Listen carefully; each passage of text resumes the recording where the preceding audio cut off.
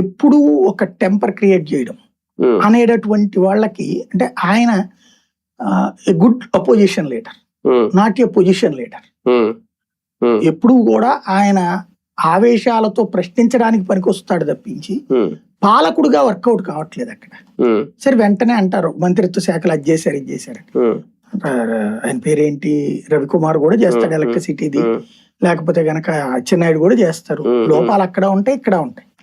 కాబట్టి ఈయనంతా పాజిటివ్ ప్రచారం చేసుకోగలుగుతున్నాడు. ప్రస్తుతం మీడియా పాజిటివ్ ఉంది కాబట్టి రేపు పొద్దున ఏమన్నా వీళ్ళిద్దరికి చిన్న డిస్ప్యూట్ వచ్చిందంటే మీడియా అంతా ఈయన లోపాలన్నిటికీ చూపెడుతుంది. అక్కడ ఒక ఆస్పెక్ట్ ఏంటంటే ఆయనలో పెరుగుతున్నటువంటి ఒక అసంతృప్తి, ఆయనకి తన కార్యకర్తల్లో వస్తున్న అసంతృప్తి తనలో పెరుగుతుంది. దాన్ని డైవర్ట్ చేయాలంటే ఒక ఎమోషనల్ కాన్సెప్ట్ తీసుకురావాలి.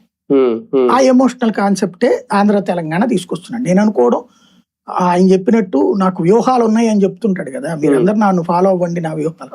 అందులో ఇది ఒక వ్యూహం అనుకుంటున్నా. ఏంటంటే రేపు పొద్దున రాష్ట్రం ఎంత నువ్వేం చేసినప్పుడు చంద్రబాబు గారు ఎవరో ఒక మంత్రితో అన్నారని ఒక ప్రచారం ఉంది, లేకపోతే ఓ సాధారణ తెలుగుదేశం గారు కూడా మొత్తం వాడు ఈబీకాడు నవరత్నాలు అంటే అన్ని అయ్యాక 11 ఇచ్చి కూర్చోబెట్టారండి. మనం ఇప్పుడే చేస్తే మాత్రం ఇస్తారని నమ్మకం ఏముంది అన్నట్టు ఉంది అక్కడ. అది అన్నారో లేదో తెలియదు, కామన్ గా అయితే